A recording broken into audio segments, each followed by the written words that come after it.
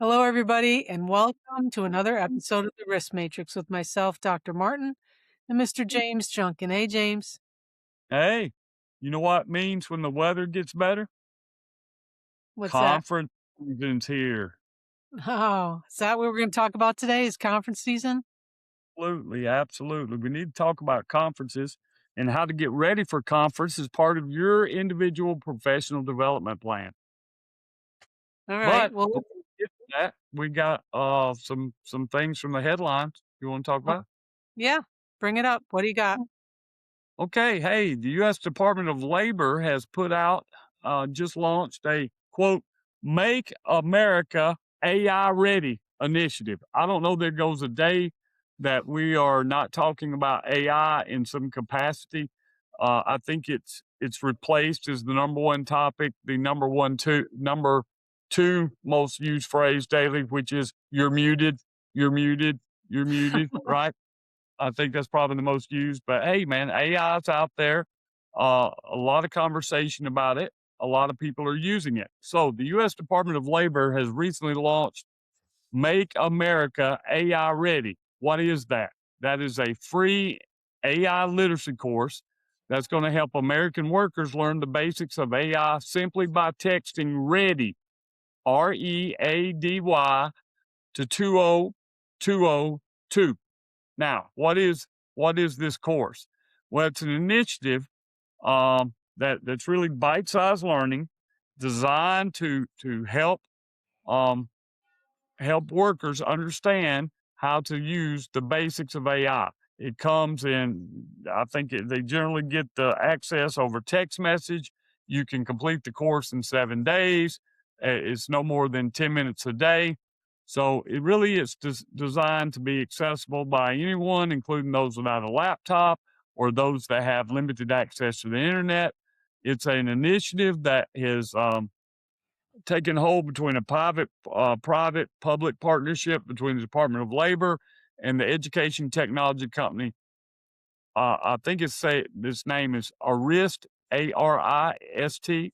But anyway, if this is something that you might want to get your workers signed up for, sounds great. Sponsored by the Department of Labor. Text ready to 20202. Make America AI Ready, a free AI literacy course for American workers. Yeah, and we've talked about that before. We've mentioned it, James, and some of the things that we've had that we've discussed on the show about these AI initiatives that are coming and how many people in safety and risk are using AI. It's not a bad idea to familiarize yourself with not only how to use it, but the frailties of using it. There are some weak spots. Sometimes it hallucinates when to put what in the chat and how to ask the questions. And hopefully that stuff is covered in this course. So I don't think it's a bad idea. It's free. And if something's free, you should go ahead and avail yourself of that because it's going to come no matter what. So, okay, Absolutely. let's talk today, James, about conference season. You brought it up at the beginning of the show.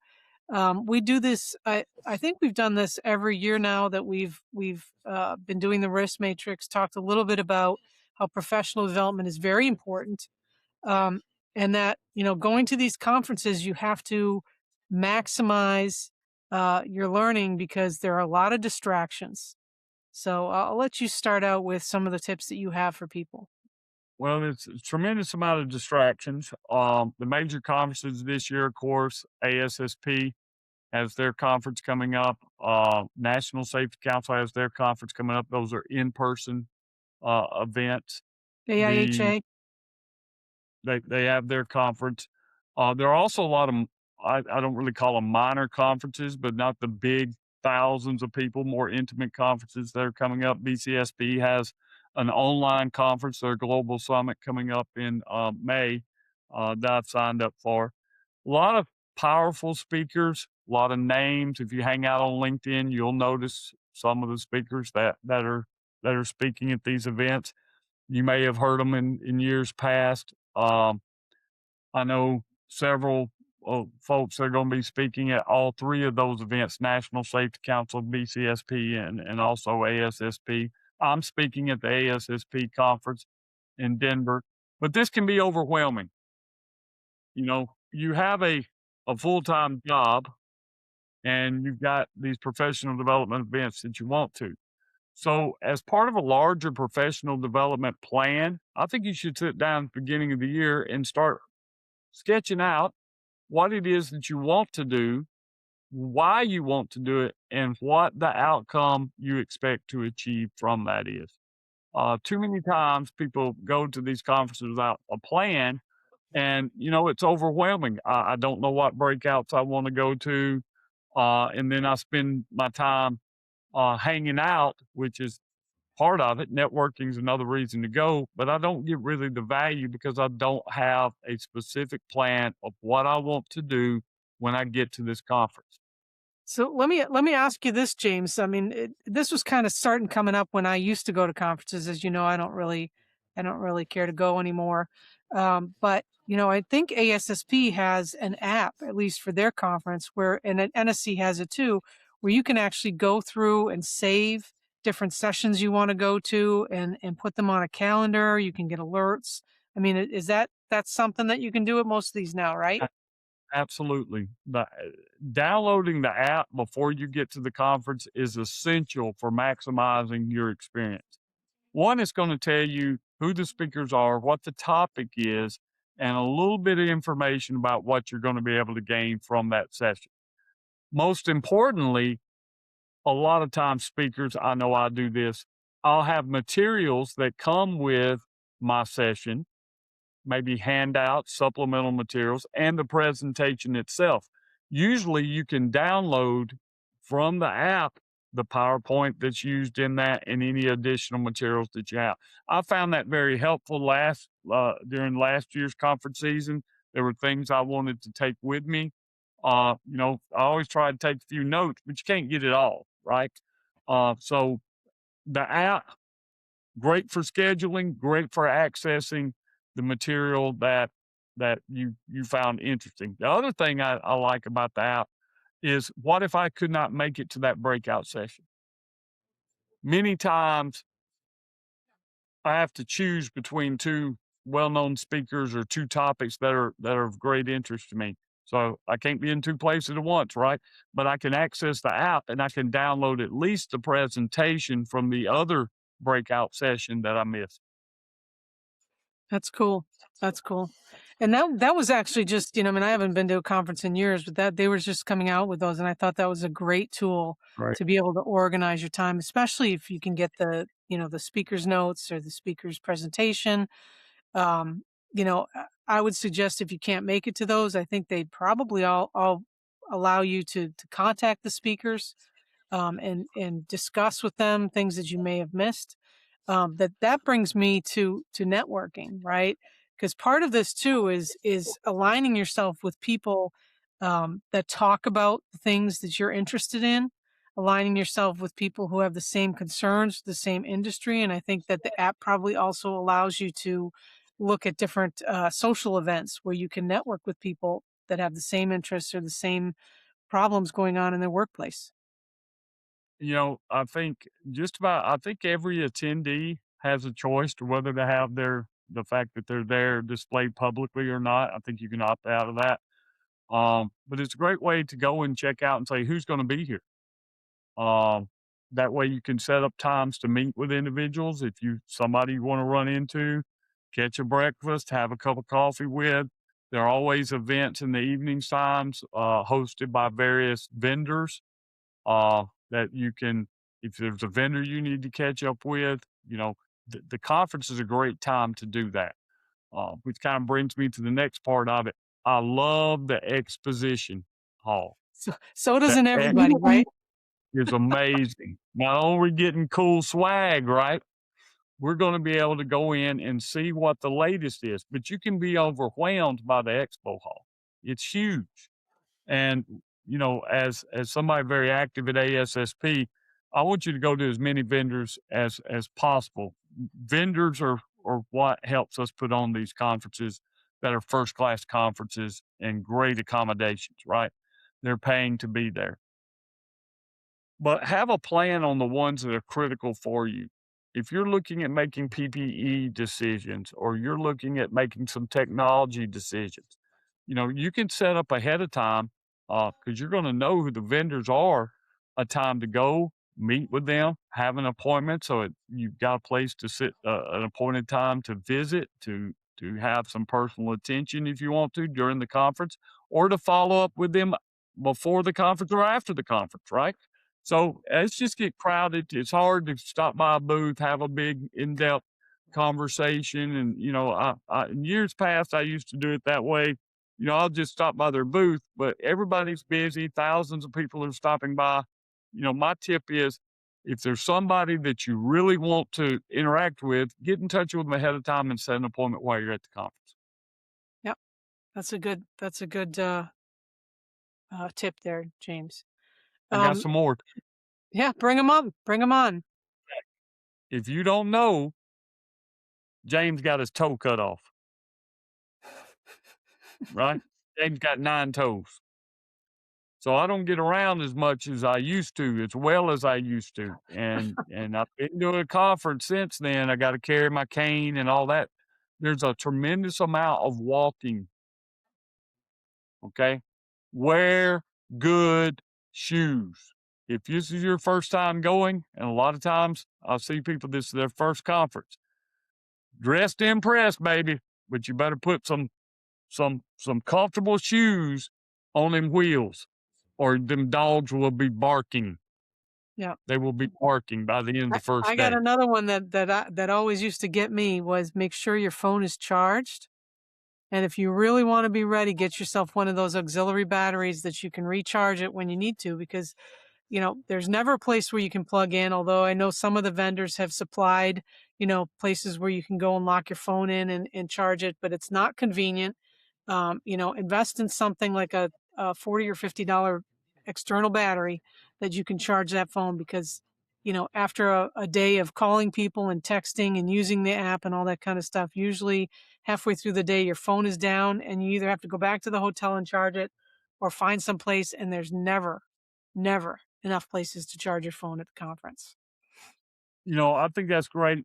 Also, the other thing I would say, because I've run into this as well, work doesn't stop just because I'm in Anaheim, California in June. Work still happens.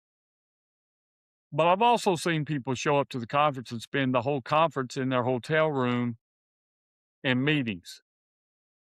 You need to plan, set some of these out. If there's emergencies, yes. But look, you're at the conference. Don't pay to go work from your hotel room and not get the benefit of being at the conference. So try to push off meetings that can be pushed off either before the conference or after the conference, so that you can get the most benefit of being there. Look, I've done that. I have flown to conferences and not left my hotel room for hours because I'm in meeting after meeting after meeting after meeting after meeting because I didn't do a good job planning. So look, I'm telling you from past experience, don't do what I do, and that's because I failed to plan. Yeah, I will Right? say this, James. There are some places where they set aside lounges for people to do their work outside the hotel room. I know that BCSP used to have a lounge area where people could kind of plug in and do their work, or if they had to do things. I don't know if they could take meetings there, but I'm pretty sure ASSP also has rooms available where people can plug in and take calls and meetings and such. So you should scope out those before you get in the swing of things. So you don't have to go back to your hotel room, that you can work a little and play a little. iPads are great. Um, but make sure you got your chargers, things of that nature that you talked about. The old fashioned notepad, there's nothing wrong with that either. Most of these have really good internet. Most of the time you can connect to the internet. Um, I know at ASSP and NSC, somebody provides the internet, sponsors the internet, so you should be able to get connectivity. Update your LinkedIn page Bring because your people business card. bring your business cards. What I found with networking, when I meet somebody and we get to chatting, one of the first things I want to do is go over and check them out on LinkedIn And if you've not updated it in 10 years, you might not even be working for the same company. Update your LinkedIn page. The business card is essential. Bring plenty of those that you can pass out. But also, sometimes people that don't have those, I found lately, I've taken pictures of people's cards so I could have it on my phone, or we just exchanged while we were right there, phone numbers and contact information. It's easy to, what do they call that? Air pass, or Yeah. I don't know. Uh, AirDrop.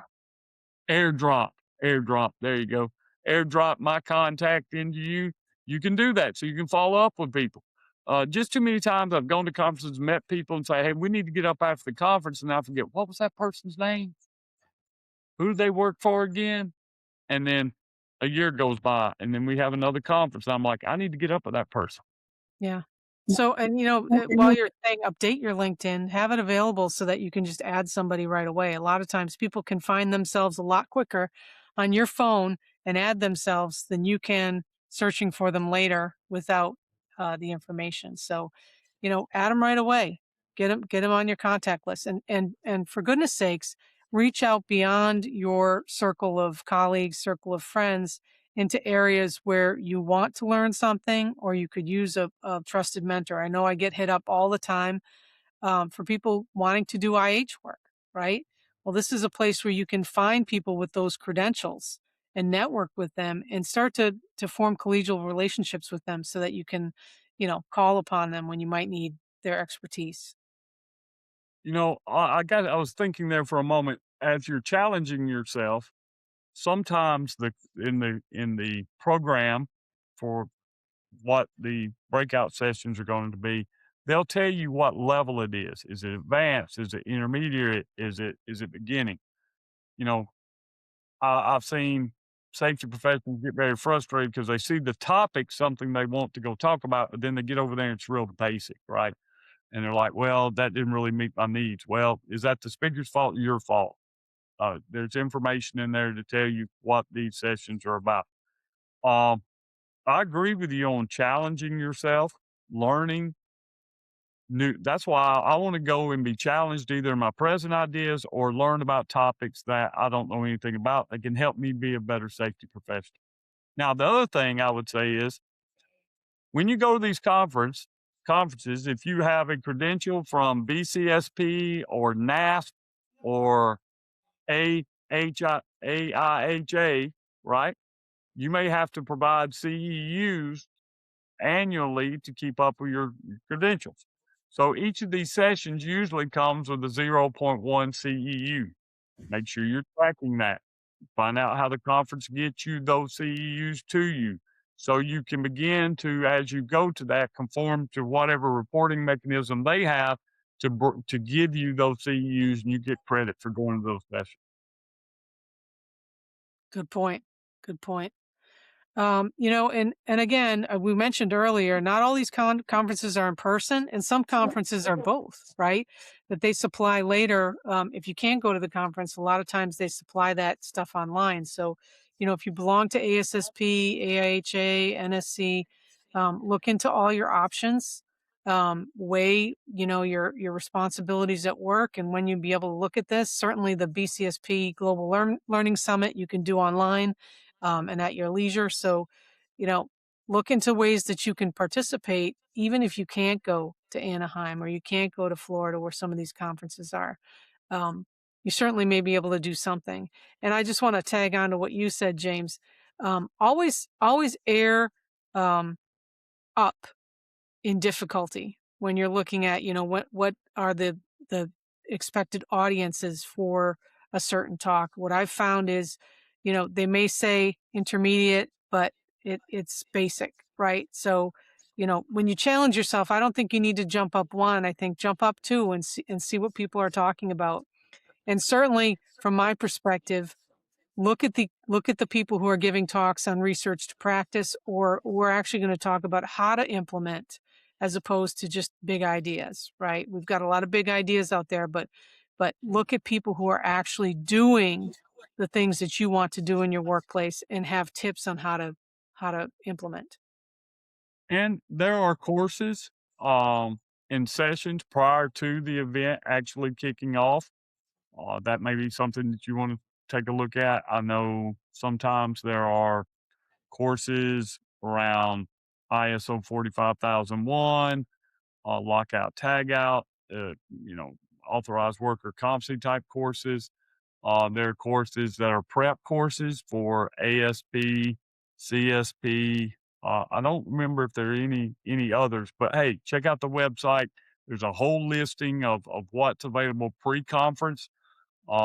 And that's probably typical too for National Safety Council. It's true at the OSHA Oil and Gas Conference, which is not this year. We just had it. They skip every couple of years. Another conference that I'm trying to adjust my schedule to go to is Safety on the Edge.